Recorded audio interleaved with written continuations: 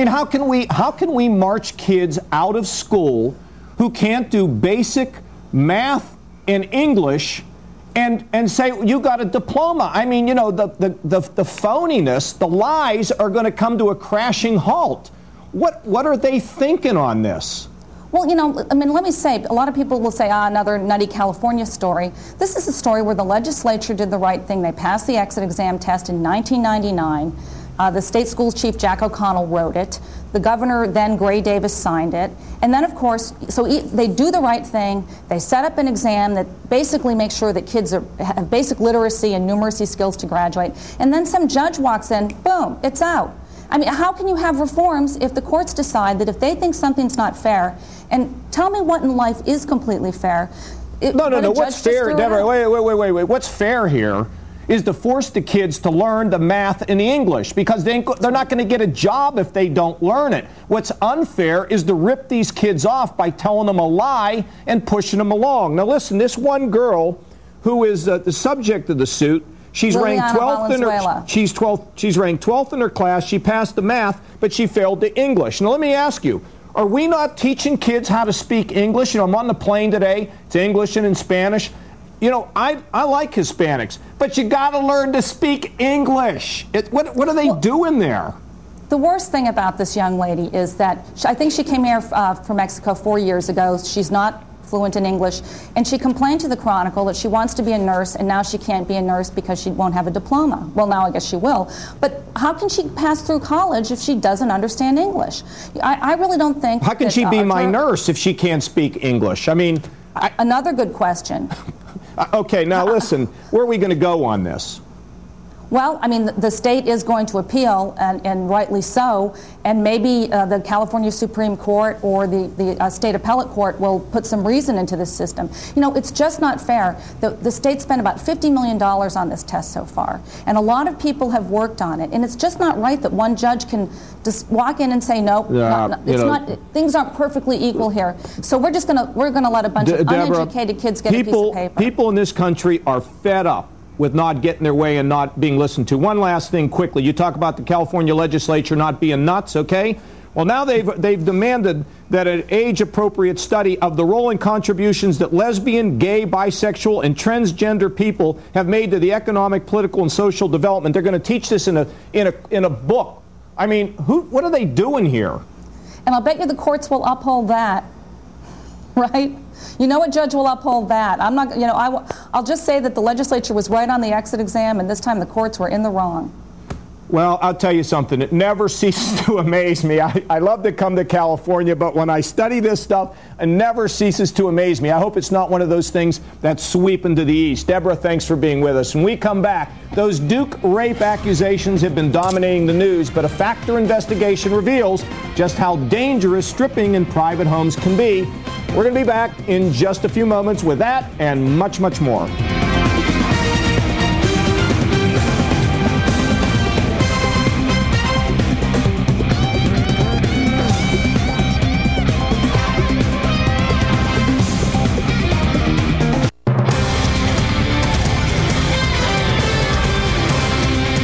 Hello, everyone. I'm Paige Hopkins. U.S. troops could soon be used to patrol our border with Mexico. Fox News correspondent Mike Emanuel is live at our D.C. bureau with more. Mike. Paige, senior administration officials say President Bush is considering using about 5,000 National Guard troops to tighten up security on the southern border. They'd be under the command of state governors, but the federal government would pay for it. As military options were sent to the White House, Defense Secretary Rumsfeld welcomed Mexico's Secretary of National Defense to the Pentagon. Stepped-up security along the southern border topped the agenda, although aides say the meeting was planned a long time ago. Senior administration officials say President Bush has not been briefed on all the possible military options, but the president will make a decision before giving a primetime speech on the immigration issue Monday night. The administration insists the commander-in-chief's decision will not leave states shorthanded to deal with natural disasters or jeopardize military operations overseas, although critics say with the war in Iraq, there are a limited number of National Guard troops to go around.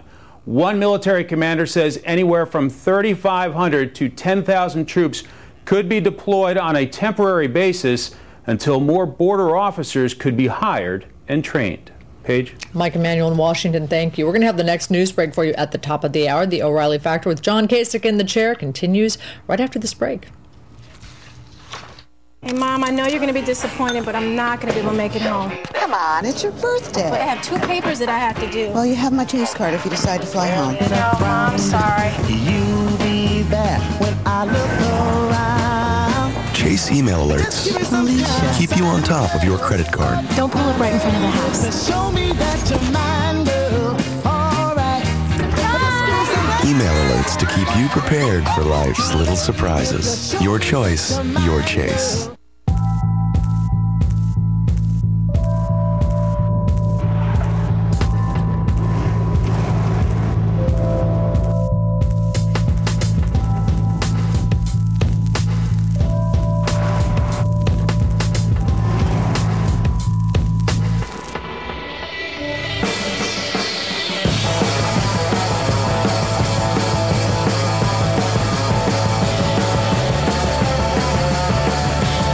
We're Paul and Greg. We have an appointment at 11 o'clock. Yeah, take a seat. I'll let them know you're here.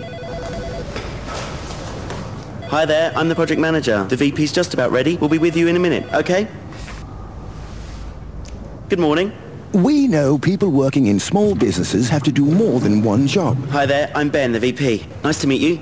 Sorry to keep you. That's why we've created a lineup of new Brother multifunction centers. They can print, fax, copy, and scan all in one, saving you time and money.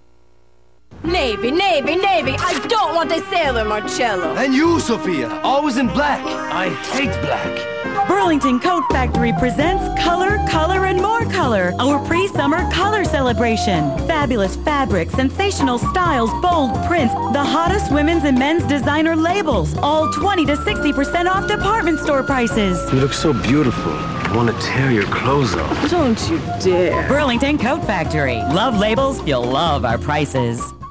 Documents start with people like you who have ideas to share. To bring your ideas to life, choose Sir Speedy. We understand the process of moving from ideas to documents. We have the expertise to enhance your vision and all the technology to make it happen. Whether your documents are electronic or printed, Sir Speedy's global digital network will help you create, manage, and distribute them more efficiently, wherever they need to go. Sir Speedy. We are documents. The #1 show that dominates cable news, The O'Reilly Factor.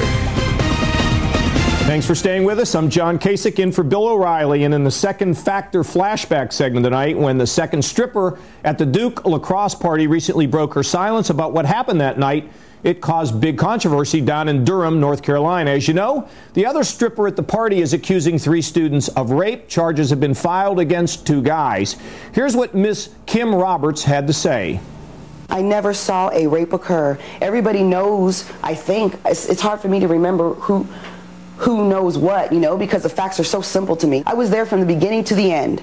The only thing I did not see was the rape because I was not in the bathroom at that particular moment. Everything leading up to it, I was there. Everything leaving from it, I was there. And mind you, I believe I was the only sober person in the place. I even hesitate to say that I didn't believe a rape occurred, you know? One of the reasons why I hesitated to say that is because I didn't want to make anybody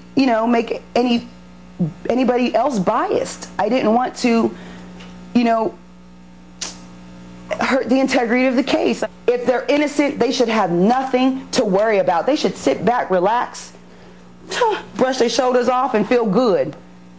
They shouldn't have anything to worry about. If the truth was on their side, why are they supporting it with lies?